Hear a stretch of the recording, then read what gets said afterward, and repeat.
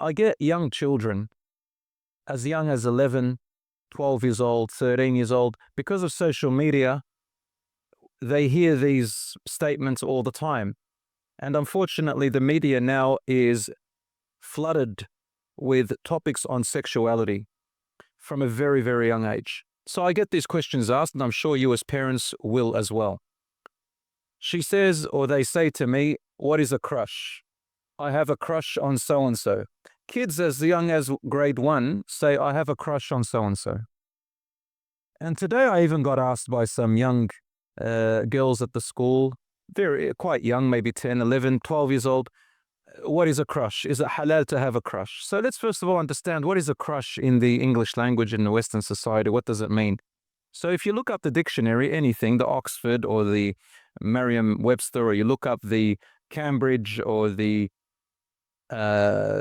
any kind of English dictionary, and you'll find a similar meaning, which means a crush is a strong and intense feeling which makes you think that you like someone, but it is temporary, and usually you like someone who you know is highly unlikely you will ever be with. This thing called a crush can take you into seriously dangerous areas from an Islamic perspective and from an emotional mental perspective. People with crushes can get obsessed with their crush. It can sometimes be a celebrity, religious or non-religious. It can be someone at school because they got interested in what they see on social media, let's say particular hairstyle or particular look, and they go to school and they see that boy or that girl who looks like that person they saw on social media, and they find that he or she is my crush. Sometimes they have some interests that they find that maybe they have the same as them, and then they say, "I've got a crush." This thing can be obsessive, and a person can turn into a stalker. They can follow that person, look at their social media page. They can, every time they're around, they act different, they act weird. Some of them, if they come on the tram or by transport, they'll probably go and deliberately wait outside the school, probably unsupervised, and then wait for the particular tram, particular transportation where they know that crush is going to be on, or they'll wait out school and wag, or they'll do a lot of things that really makes them misbehave just for their crush. It can lead you to obsession. They can stop eating, they can stop drinking, they can stop sleeping if they get too much and follow this desire of a crush. So brothers and sisters, it is a dangerous thing. Crush means it truly will crush you if you follow that desire. However, brothers and sisters, please understand me. Having a crush is just another name of this natural feeling that, especially young people, the younger you are, the more you'll have this. The older you are, the less likely, because you understand life and you have more experience in understanding people, emotions and relationships, and you focus on what really matters. You start to understand life better. But when you're younger, you have a fantasy, you have this imagination that goes through your head, and it makes you feel good. When you have a crush, it gives you those special tingly, they call it butterfly feelings in your stomach. Okay, I'm even sure that some older people have felt that when they got engaged and they had some interest. It's very normal. So these girls asked me, boys don't usually talk about it, but they even have crushes. They just don't know what to call it. Girls are very smart with wording, so they know what they're saying, and they, mashallah, they ask these questions. So having a crush is sometimes out of your control. It's just a feeling that comes to you. The community, your friends talk to you, what you see on social media affects you. And so you feel, "Oh, I like that boy, I like that girl." So that feeling, if it's out of your control and it just came to you, it's not a sin, it's not haram, but acting on it becomes haram, acting on it. So if you follow that feeling of crush, because it's kind of a romantic thing, right? I like that boy, I like that girl romantically. And they think it's called love, but it's not love, right? And especially if they're very young, they're not ready for marriage. They don't know what marriage is. They don't know what relationships are. So they're exploring.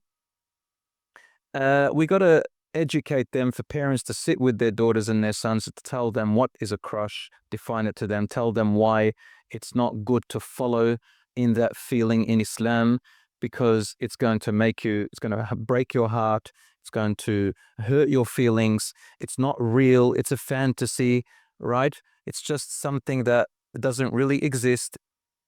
And what happens is that it lasts for about a few weeks to 2 months, some people even to 4 months. These girls said, "How long does it last?" I said 6 months, just in case. And inshallah, it does go away. So these are, if you do feel something like that, brothers and sisters, I always advise my brothers and sisters this. Are you ready for marriage? Can you get married?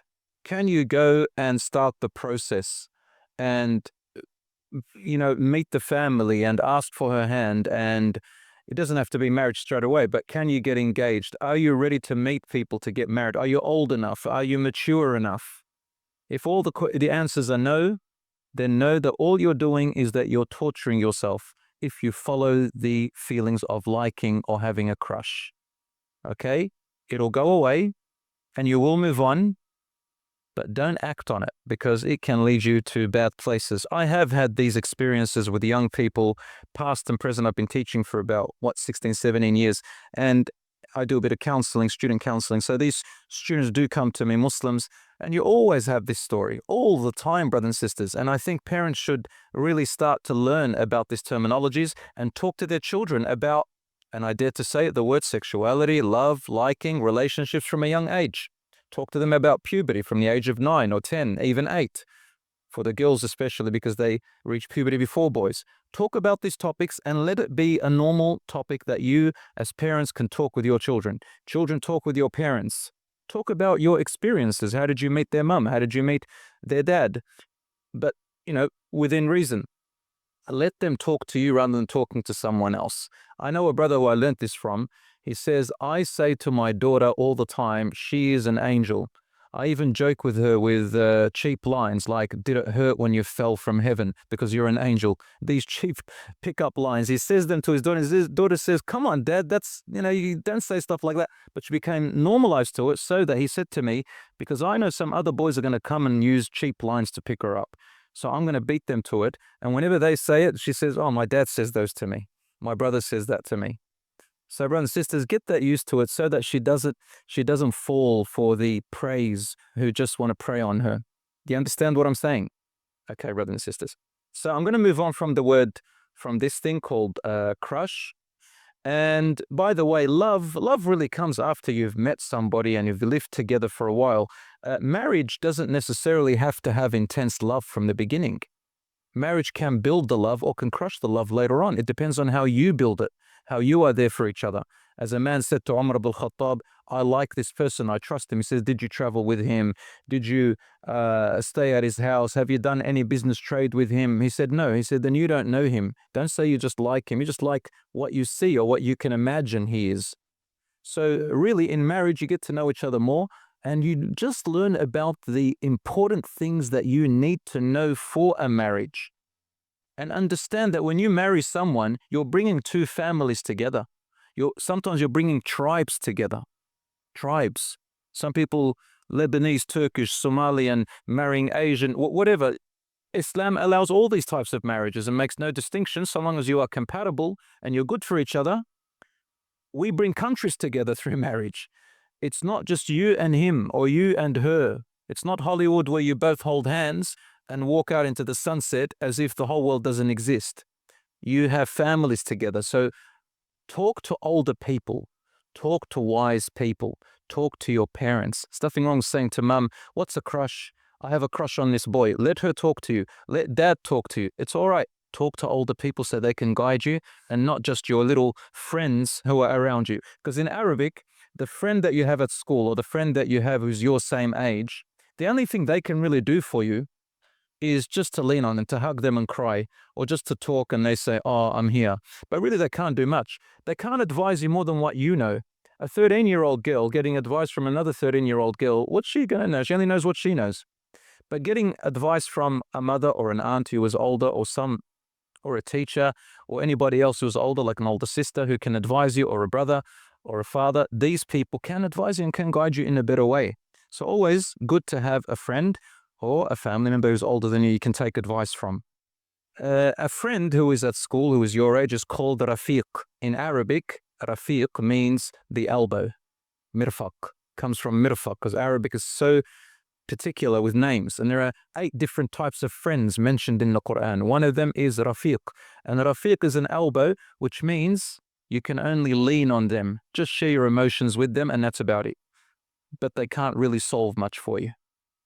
Okay, so you need a wali. A wali means someone older who is responsible for you, who's invested in you, like your father, your uncle, your brother. If you have a son, for example, your mother, all these who are invested in you, that what happens to you will affect them. These people can guide you better.